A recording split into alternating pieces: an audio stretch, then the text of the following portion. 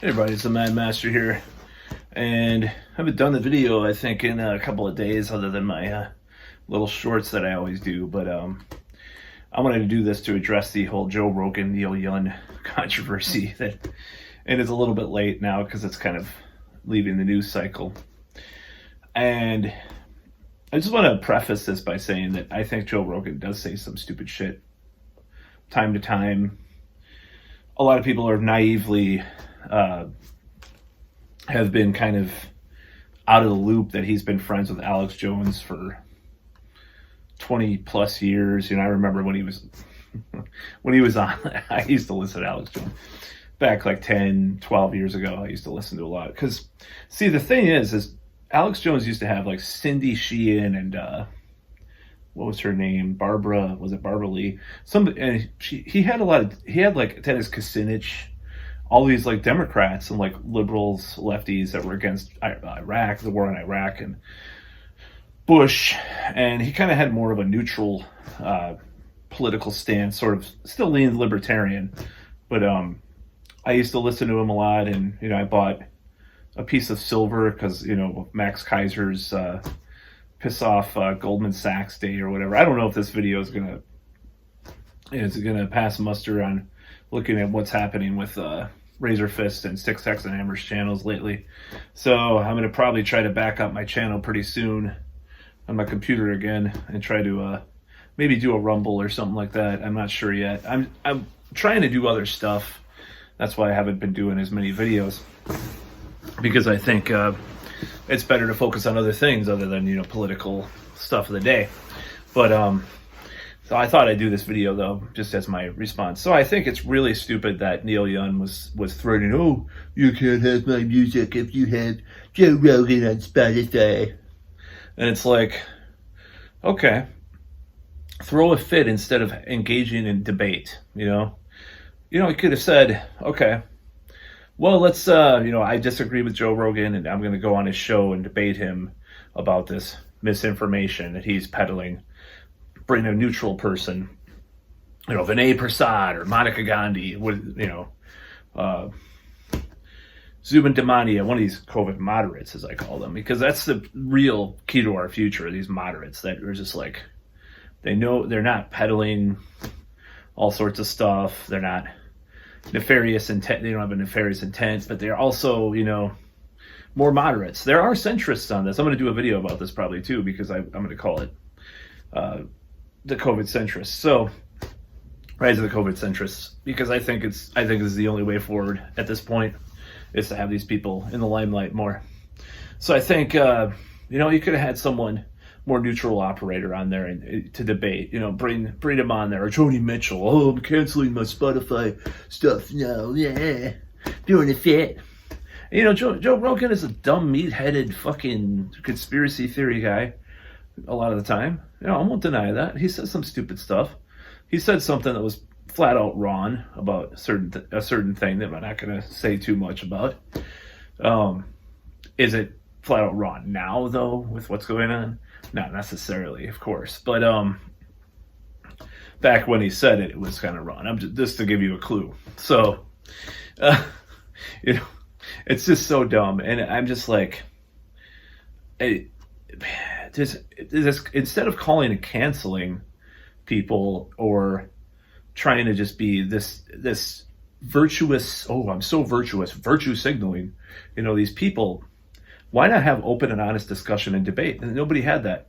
See, instead of during the whole, starting March, April 2020, what they should have done is have like a call-in thing every night. When they had the COVID press conferences, they should have had like an hour where people called in and just asked questions and had a public debate about things, instead of saying, "We're doing this, the corporations are doing this," And it's pretty sad at this point, because there's been no debate. There's no democracy in this. Regardless of what you think about it, regardless if you had people that died, which I'm sure people know. I don't know anybody personally that's died from this, but I do know people that have died. And regardless of that, you got to admit, emergency powers given to the government in the name of a crisis with no input from the people is dangerous. Period. 9/11, this, whatever. 9/11 was real. There were real terrorists that did that. I still believe in that, even though I like Quantum of Conscience and I listen to him all the time. I buy into some of the stuff he says, sort of from a certain point of view. I still think it really happened and was real terrorists and stuff. That said, I still believe that they use that for cementing more power, and that's what they're doing now for whatever reason. I don't know what it is. These tech companies want to do these QR codes and funded Trudeau's campaign. Speaking of that, fully support the convoy.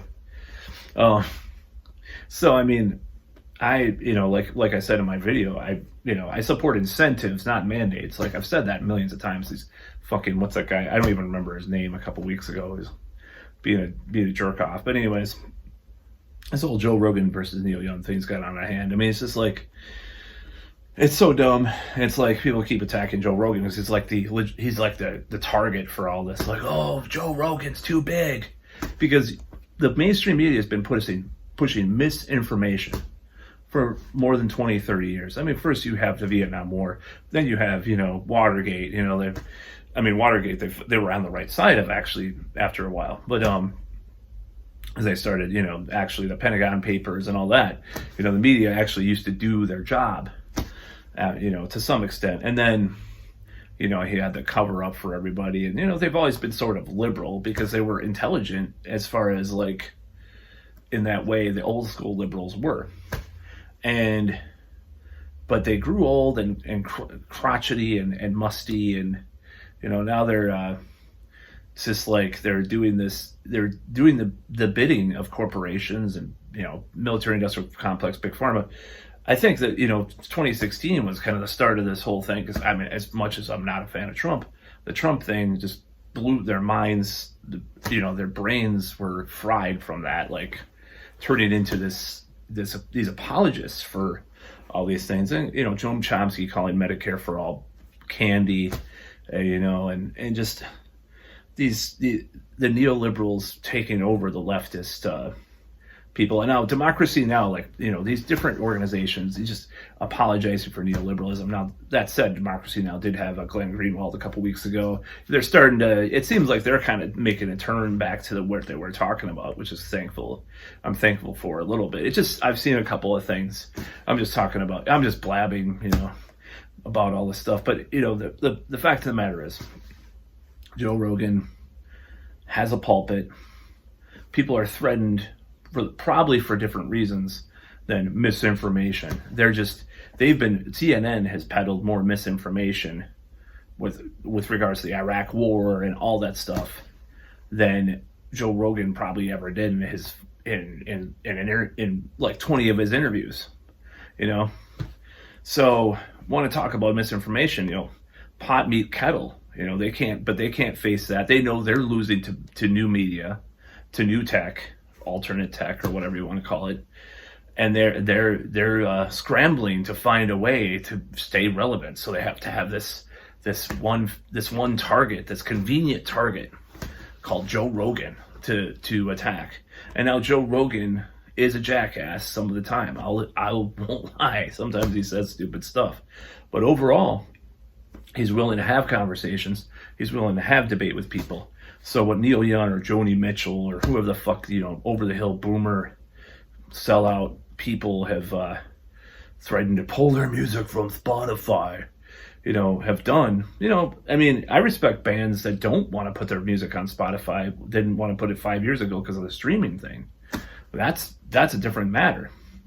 These people, the people that are pulling it now are just like, why don't they go on Rogan and debate him, But nobody wants to. They just want to they want to do this cancel shit. It's just so stupid and so ridiculous. That troll, I was like, hey, you want to do a debate about mandates? Never responded back. But as I said, people don't want to debate. They don't want to try to meet in the middle anymore.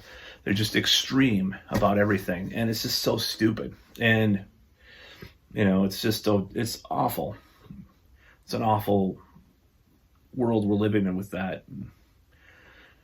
And the other thing about Neil Young, is, of course, is he sold half his catalog to this company that's owned by Blackstone, which is a terrible. If you look it up, like Elizabeth Warren and Katie Porter, among others, have attacked this company for being just totally evil, in the big sense. And for him to come out and say, "I'm not going to take it down for disinformation, Spotify." Oh, who the fuck do you think you are?